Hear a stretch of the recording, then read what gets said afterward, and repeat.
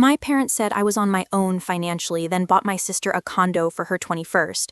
I quietly moved to another state. 4 years later, my thesis made national news, and they found out on Facebook, like everyone else. I never thought I'd be writing this story, but after everything that's happened, I need to get it out. My name is Anita, and this is about how my parents' favoritism backfired in the most spectacular way possible. Growing up, I always knew my younger sister, Emma, was the golden child. Emma was born when I was 3, and from day one, it was clear she could do no wrong. Emma was outgoing, charming, and had this natural ability to make everyone fall in love with her. I was quieter, more studious, and apparently less worthy of attention. The favoritism wasn't subtle. When Emma wanted dance lessons, art classes, or expensive summer camps, money appeared out of nowhere. When I asked for a scientific calculator for my advanced math class, I was told to make do with the basic one we had at home. Emma got a brand new car for her 16th birthday, a cute little Honda Civic with a bow on top, just like in the commercials. I got driving lessons and was expected to be grateful. But I told myself it was fine. I was the academic one, the responsible one. I maintained a 4.0 GPA throughout high school, earned multiple scholarships, and got accepted to a prestigious university with a partial scholarship for their biomedical engineering program. My parents seemed proud in their distant way, but the praise always felt hollow compared to the genuine joy they showed when Emma scored a goal in soccer or landed a small part in the school play. The real wake-up call came during my senior year of high school. I was stressing about college finances because even with my partial scholarship, I'd need help with room and board, books, and living expenses. The engineering program was demanding, and working a full-time job alongside it wasn't realistic if I wanted to maintain my grades. I sat my parents down in our living room one evening after dinner.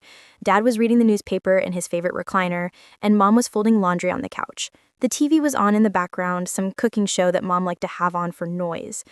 "I need to talk to you both about college expenses," I began, my stomach churning with anxiety. Dad looked up from his paper with an expression I'd seen before, that slightly annoyed look he got when practical matters interrupted his evening routine. "Anita, we've discussed this," Mom said without looking up from the towel she was folding. "You got scholarships for a reason. You're smart enough to figure it out." "But the partial scholarship only covers about 60% of tuition," I explained, pulling out the financial aid documents I'd organized in a folder. "With room and board, books, lab fees, you'll need to get loans," Di interrupted, his voice carrying that final tone that meant the discussion was over. "Work more hours at the grocery store. You're 18 now, Anita. You're on your own financially. It's time you learn to be independent." The words hit me like a slap. On your own financially? I felt something cold settle in my chest, but I nodded and went to my room. I spent that night applying for additional loans and calculating how many hours I'd need to work to make ends meet. The math was brutal, but I made it work. I always did. College was harder than I expected, not academically, but financially and emotionally. I worked 25 hours a week at the campus bookstore, took out substantial loans, and lived off ramen noodles and peanut butter sandwiches. My roommate, Jessica, often invited me out for dinner or movies, but I usually had to decline. She came from a family that sent care packages and money for fun stuff. I couldn't relate. I called home every Sunday, mostly talking to Mom while Dad watched football in the background. Emma had started her sophomore year of high school and was apparently thriving. She joined the drama club, made varsity cheerleading, and was dating some boy named Marcus, who Dad actually liked. When I shared my academic achievements, making Dean's List, getting selected for a competitive research program, landing an internship at a biotech company, the responses were polite, but brief. "That's nice, honey. Oh, I have to tell you about Emma's performance in the school play. She got a standing ovation." I started calling less frequently during my junior year. Something shifted in my relationship with my family, though I didn't realize how dramatically until later. I'd been selected for an exclusive research program working with Dr. Martinez on developing biodegradable medical implants. It was groundbreaking work, the kind of opportunity that could define a career. I was one of only 3 undergraduates chosen nationwide. When I called home with the news, genuinely excited for the first time in months, Mom's response was lukewarm. "That sounds very time-consuming, Anita. Are you sure you're not taking on too much?"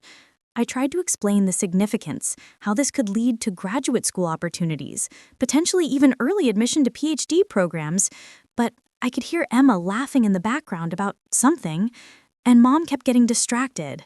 "Well, as long as you're happy," she said finally. "Oh, Emma just got asked to prom by the sweetest boy. We're going dress shopping this weekend." I hung up, feeling more alone than ever. That's when I made a decision that would change everything. I stopped trying to compete for their attention. I stopped calling every week. I focused entirely on my research, my studies, and building relationships with people who actually valued what I was doing. Dr. Martinez became a mentor, and my research partners, Kevin and Lisa, became close friends. For the first time in my life, I felt like I belonged somewhere. I was so absorbed in my work that I almost missed the family group text that changed everything. It was a Saturday morning in October of my senior year. I was in the lab early, running tests on our latest prototype, when my phone buzzed with a message from Emma in our family group chat. "Guys, I can't believe it!" Then came the photos. Professional-looking shots of a beautiful two-bedroom condo with granite countertops, hardwood floors, and a balcony overlooking a lake. The furniture was all new: a plush sectional sofa, a dining table that probably cost more than I spent on food in 6 months, and bedroom set that looked like it came from a magazine. My phone kept buzzing with messages. Emma: "Mom and Dad surprised me for my 21st birthday. I'm officially a homeowner." Mom: "Our baby girl deserves the best. So proud of you, Emma." Dad: "Hope you love it, sweetheart. You've earned it, Emma."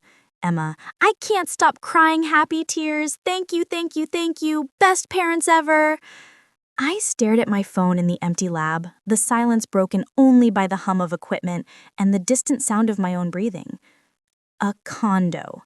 They'd bought Emma a condo for her 21st birthday. I scrolled through message after message of congratulations, heart emojis, and photos of Emma posing with a giant bow stuck to the front door. The same parents who told me I was on my own financially had just purchased their younger daughter a home that probably cost more than my entire college education. I sat there for 20 minutes, just staring at the messages. Nobody had asked where I was or why I wasn't responding in a family group chat celebrating a major milestone. My silence went completely unnoticed. That's when something inside me broke. Not broke like shattered, broke like when you finally stop trying to force a key into the wrong lock. I was done. I didn't respond to the group chat. I didn't call to congratulate Emma or ask my parents how they'd suddenly found money for a condo when they couldn't help with my textbooks. I simply turned off my phone and went back to work. That weekend, I made a series of decisions that I knew would define the rest of my life. First, I scheduled a meeting with Dr. Martinez to discuss graduate school options. Not just any graduate school, programs that would take me far from home, preferably with full funding and research opportunities that aligned with my growing expertise in biomaterials.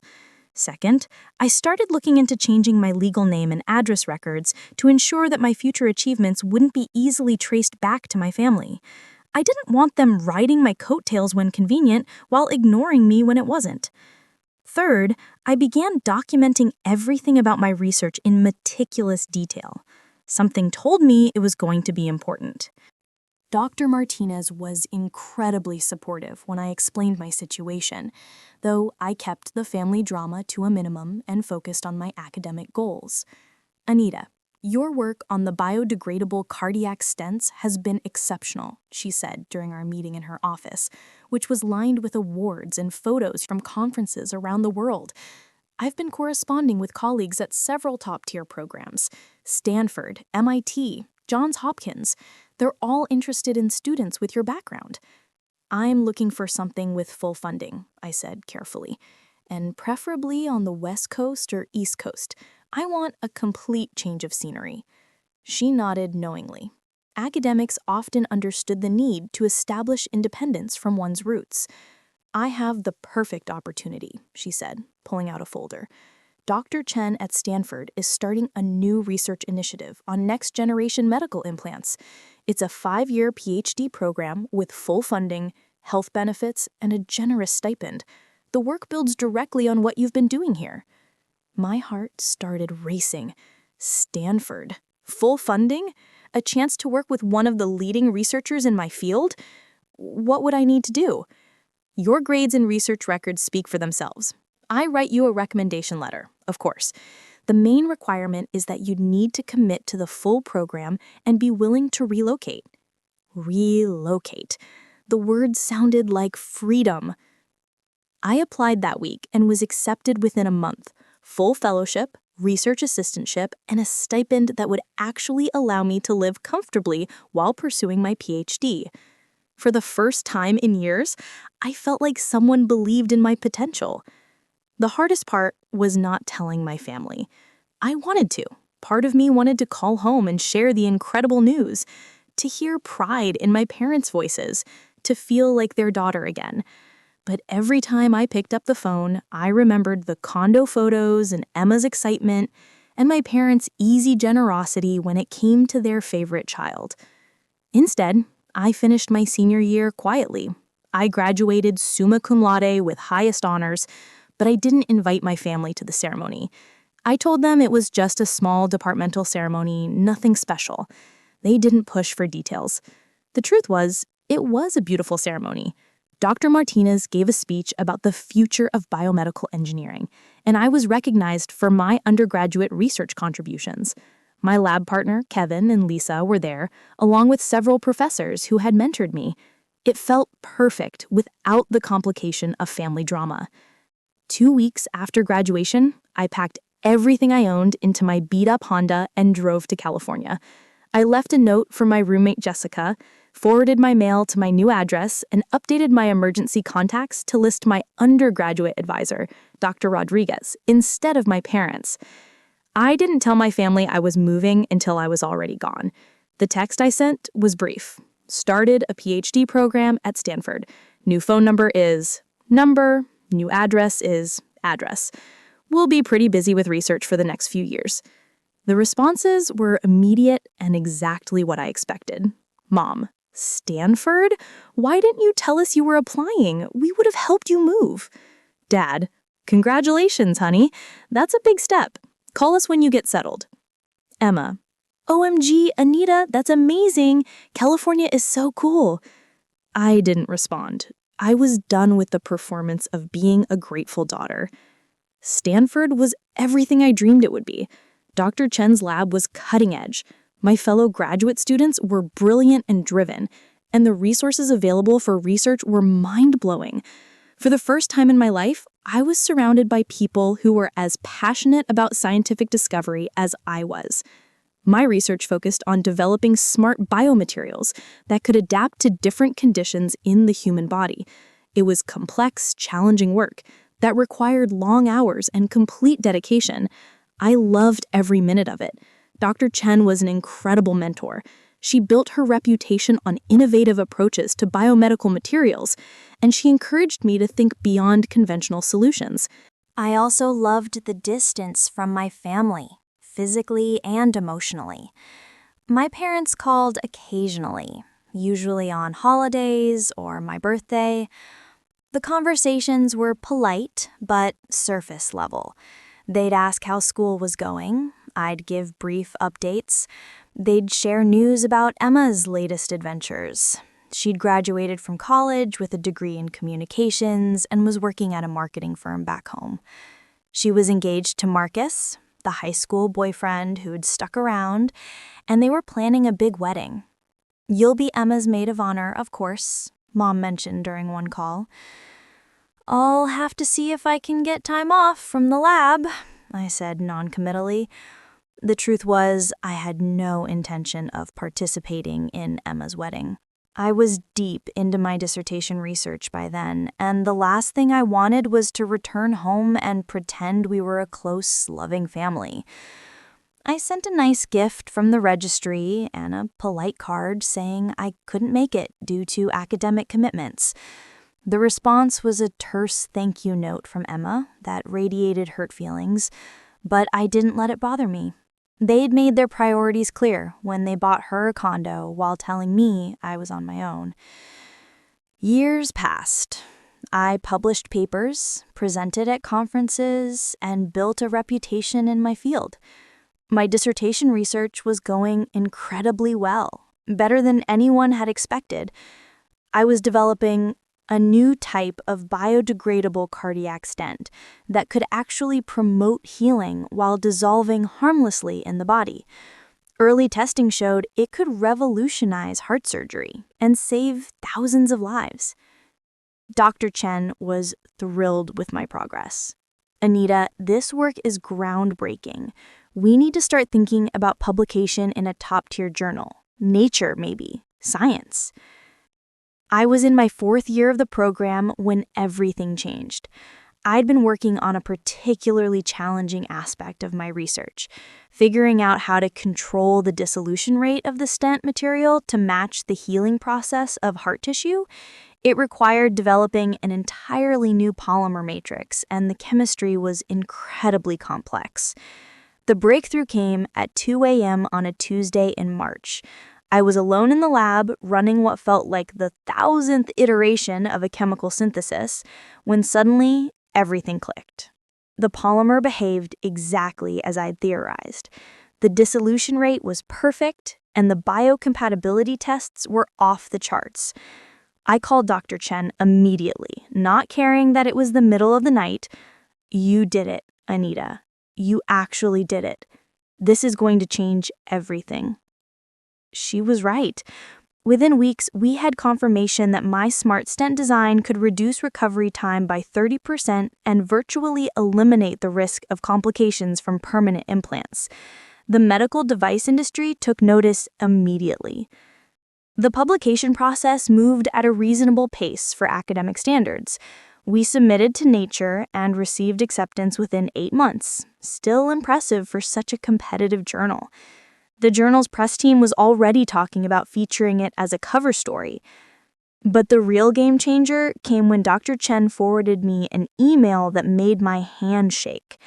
"Anita," the email from a Science Times journalist began, "we'd like to feature your cardiac stent research in our upcoming issue on medical breakthroughs. This work has the potential to save millions of lives, and we want to tell your story." Science Times, the most widely read science publication in the country, the one that turned academic researchers into household names. The interview process was surreal. Reporters wanted to know everything: my background, my inspiration, my future plans. I talked about the technical aspects of the research, the years of trial and error, the potential applications. I carefully avoided mentioning my family or my motivations beyond scientific curiosity. The photographer took dozens of shots of me in the lab, working with the equipment I'd used to develop the stents. In one photo, I'm holding up a tiny prototype stent, smiling genuinely for years. In another, I'm at my computer analyzing data with multiple monitors showing complex molecular models. I didn't tell my family about any of it. The article was scheduled to publish on a Thursday in October. Dr. Chen had arranged a small celebration in the lab, and several medical device companies had already reached out about licensing agreements. My dissertation defense was scheduled for the following month, and I had multiple job offers from biotechnology companies and academic institutions. I was finally, completely, utterly independent and successful beyond anything my parents had ever achieved. Wednesday night, I couldn't sleep. I kept checking my phone, knowing the article would go live at midnight Eastern Time. When it finally appeared online, I read it 3 times in a row. The headline was perfect. 23-year-old PhD student develops a revolutionary heart stent that could save millions. The article was everything I'd hoped for. It explained the technical breakthrough in accessible terms, included quotes from leading cardiologists about the potential impact, and featured a sidebar about the commercial possibilities. There were photos of me in the lab looking confident and accomplished. But the part that made me smile was the author bio at the end. Anita Martinez is a biomedical engineering PhD candidate at Stanford University. Her research focuses on smart biomaterials for medical applications. She completed her undergraduate degree at UCLA and has published 4 peer-reviewed papers. Martinez plans to launch a startup company to bring her stent technology to market. Anita Martinez. I'd legally changed my name 2 years earlier, taking Dr. Martinez's surname to honor the mentor who believed in me when my own family didn't. It also ensured that my parents wouldn't easily connect my achievements to their daughter, Anita. The article went viral immediately.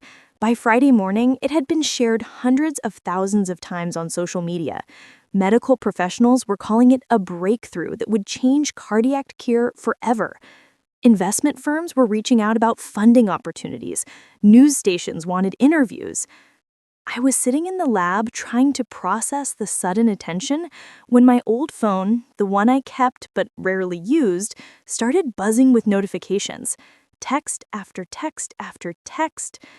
Mom, Anita, is this you? Call me immediately. Dad, just saw the Science Times article. We need to talk. Emma, holy shit, Anita, is this real? You're famous. Mom, your father is calling Stanford right now. Why didn't you tell us? Emma, everyone is sharing this article about you. Mom is crying. Dad, Anita Marie, call home now. I stared at the messages, feeling absolutely nothing. No anger, no satisfaction, no regret. Just a calm, detached observation that they'd finally noticed me. My new phone rang. Dr. Chen. Anita, congratulations. The article is everywhere. NPR wants to interview you this afternoon, and Good Morning America is asking about a live appearance next week. That's incredible, I said, still looking at the frantic messages from my family. I'm ready for whatever comes next. There's something else, she continued. The patent office fast-tracked your applications. 3 major medical device companies are in a bidding war for licensing rights. We're talking about substantial money, Anita, enough to fund your own research lab. I felt a genuine smile spread across my face. My own lab. Anita Martinez's Biomaterials Research Institute has a nice ring to it, don't you think? After I hung up, I sat in the quiet lab and thought about the journey that had brought me here. 5 years ago, I was a struggling college student eating ramen noodles and wondering if my parents would ever be proud of me.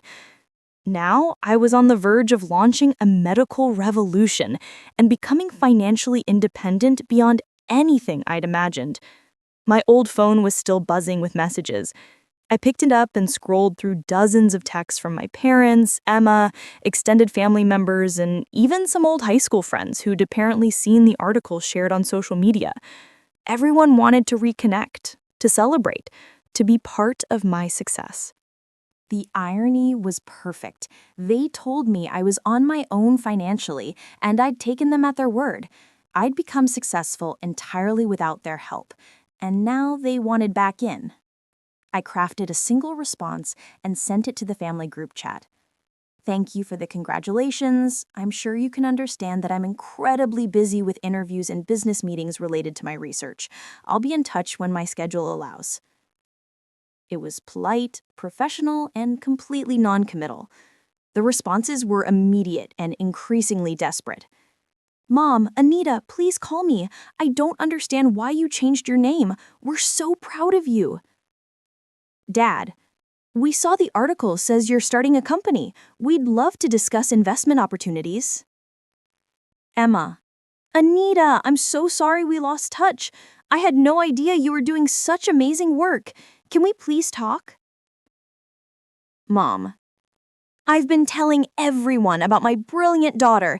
Mrs. Peterson from next door saw the article and said she always knew you were special. I almost laughed at that last one. Mrs. Peterson had watched me mow their lawn for spending money during high school, while Emma got an allowance for doing nothing. Over the next few weeks, the media attention intensified. I appeared on Good Morning America, NPR Science Friday, and several medical podcasts. The New York Times ran a follow-up feature about young innovators in biotechnology. Forbes included me in their 30 under 30 list for healthcare. Each article mentioned my background briefly. Stanford PhD student originally from the Midwest, first in her family to pursue advanced scientific education. I was careful to keep personal details minimal and focus on the research and its potential impact. Meanwhile, my family's attempts to contact me became increasingly frantic and manipulative. Mom started calling from different numbers when I stopped answering the main line. She left voicemails that started apologetic and grew increasingly angry. Anita, I don't understand why you're shutting us out. We're your family. We love you. Call me back. Then, Anita, it's not fair to punish us like this. We did our best raising you. We're proud of your success. And finally, Anita Marie, this is ridiculous. You can't cut off your family because of some perceived slight from years ago. We never meant to hurt you. Perceived slight. That phrase told me everything I needed to know about how they viewed the situation. Dad tried a different approach, sending emails about business opportunities and family investment partnerships. He'd apparently done some research on biotech startups and wanted to discuss how the family could participate in Anita's success. Emma's messages were the most manipulative. She alternated between hurt feelings and fake sisterly bonding. Anita, I miss you so much. I never realized how much I depended on having you in my life. Please don't let this success change who you are. Then, I saw your interview on Good Morning America and I cried. I'm so proud to be your sister. I've been telling everyone about your amazing work, and Marcus and I are thinking about starting a family soon. I want my kids to know they're brilliant Aunt Anita. Please don't let whatever happened between us keep you from being part of our lives. I didn't respond to any of it. The breakthrough moment came when I received a LinkedIn message from someone I didn't recognize. Hi, Anita. I'm a journalist working on a follow-up piece about your family's reaction to your success. I understand there may be an interesting backstory about your relationship with your parents. Would you be interested in sharing your perspective? Someone had been digging, probably my parents, trying to leverage my success for their own attention. That's when I decided it was time to take control of the narrative. I scheduled a follow-up interview with Science Times, the publication that had first featured my story. This time, I was ready to share the whole truth. Dr. Martinez, the interviewer began, your rapid rise in the biomed field is remarkable. Can you tell us about your journey and what motivated you to pursue this research? I took a deep breath. I think it's important for young scientists to understand that success often comes from finding your own path, even when that path isn't supported by the people you'd expect to be in your corner. I told the story carefully and factually. I explained how I'd been told I was on my own financially for college while my sister was purchased a condo. I described working multiple jobs, taking loans, and funding my education entirely independently. I talked about the decision to change my name and move across the country to pursue research opportunities. The irony, I concluded, is that being forced to become independent actually made me stronger and more determined. When you can't rely on family support, you learn to build your own support network. My research mentors, lab colleagues, and academic community became my chosen family. The interviewer was clearly fascinated. How do you feel about your birth family's recent attempts to reconnect following your success? I think it speaks to a common phenomenon in families. Sometimes people only value achievements they can understand or that reflect well on them. My parents didn't see the value in supporting a struggling science student, but they're very interested in being associated with a successful researcher who's getting media attention. The article titled, "The Price of Independence: How Family Rejection Fueled a Medical Breakthrough," was published 3 weeks later. It was even more widely shared than the original piece about my research. The response was immediate and overwhelming. Social media exploded with support from other people who'd experienced family favoritism or had been forced to succeed independently. Scientists and academics shared their own stories of family members who didn't understand or support their work. The hashtag #ChosenFamily started trending. More importantly for me, the article attracted attention from investors and potential collaborators who respected my independence and determination. Within a month, I had secured funding for my startup company, and assembled a team of brilliant researchers who wanted to help bring my stent technology to market. My birth family's reaction was predictable. Emma posted a long, emotional Facebook message about how family misunderstandings had been blown out of proportion by the media and how she was praying for healing and reconciliation. She included childhood photos of us together and talked about how much she missed her amazing big sister. Mom gave an interview to a local newspaper claiming that she'd always been supportive of my education and that there had been miscommunications about financial assistance. She said they were heartbroken by my decision to cut contact and hoped I would come home soon. Dad remained silent publicly, but I heard through mutual connections that he was telling people I was ungrateful and had forgotten where I came from. The most telling response came when Emma announced her pregnancy on social media.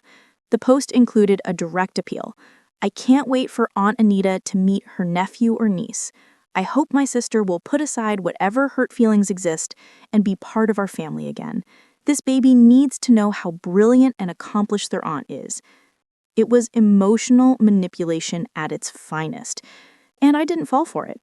Instead, I focused on building something extraordinary. My company, Martinez Biomedical Solutions, launched 8 months after the initial article. We secured partnerships with 2 major hospitals for clinical trials, obtained FDA fast-track approval for our smart stent technology, and raised $15 million in a Series A funding round. The day we announced our first successful human trials, showing a 45% reduction in complications and 30% faster recovery times, I felt a satisfaction that had nothing to do with proving anything to my family and everything to do with knowing I was saving lives. That evening, I was interviewed on the evening news about the trial results. The reporter asked about my motivation for pursuing such challenging research.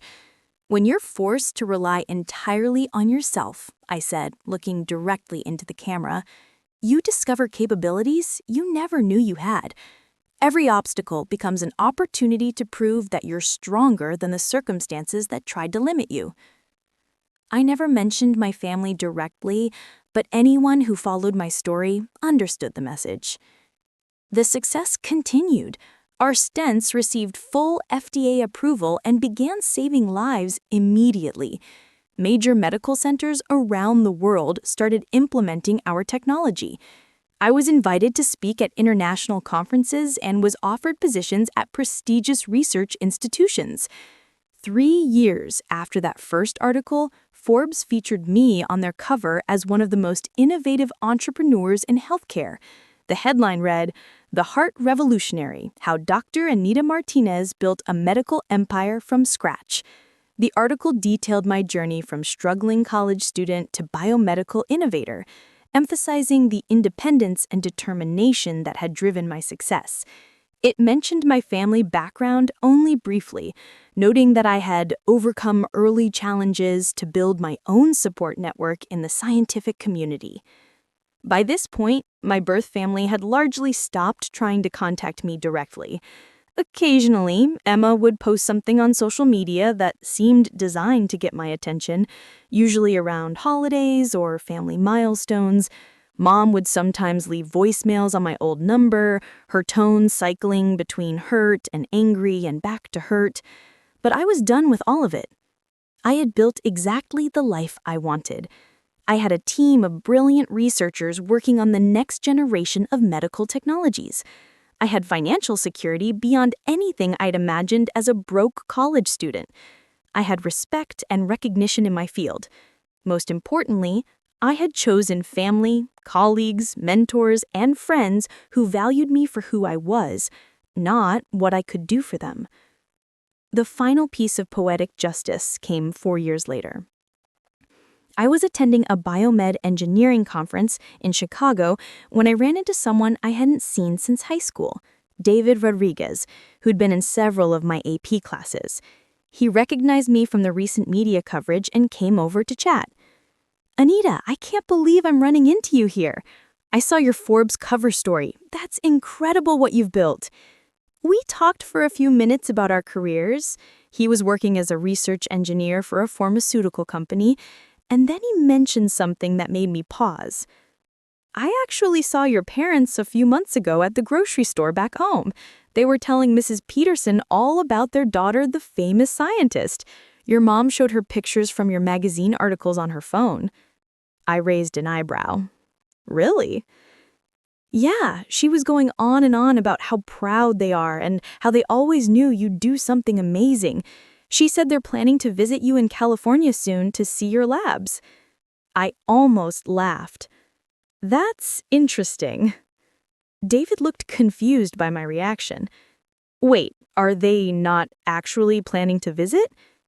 David, I said carefully, I haven't spoken to my parents in over 5 years. They have no idea where I work or live.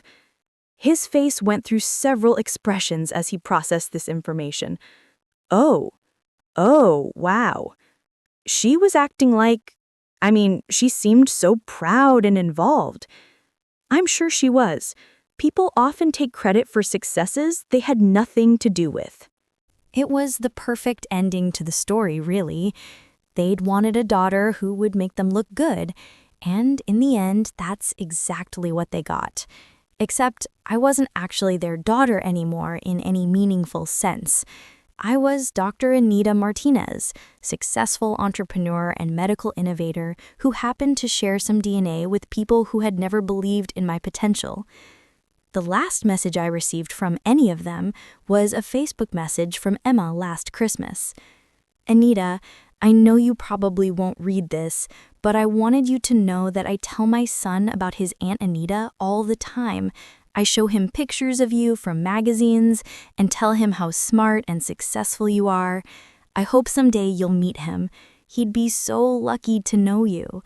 I love you and I'm sorry for whatever I did to lose you. I read it once and then deleted it. The truth is, I don't feel angry anymore. I don't feel hurt or rejected or like I'm missing out on family connections. What I feel is grateful. My parents did me the biggest favor of my life when they told me I was on my own financially. They forced me to become independent, to build my own support network, to rely on my own capabilities. Without that rejection, I might have stayed close to home, accepted mediocrity, and never pushed myself to achieve something extraordinary. Emma got a condo for her 21st birthday. I got the motivation to change the world. I think I got the better deal. Today, I'm 30 years old. I run a company that's valued at over $75 million. Our medical devices have been used in over 15,000 surgeries worldwide. I own a beautiful home in Palo Alto, drive my dream car, and travel internationally for conferences and speaking engagements. More importantly, I'm surrounded by people who chose to be in my life because they value who I am and what I contribute. My team at the company feels like family. My research collaborators from around the world are friends I genuinely enjoy spending time with.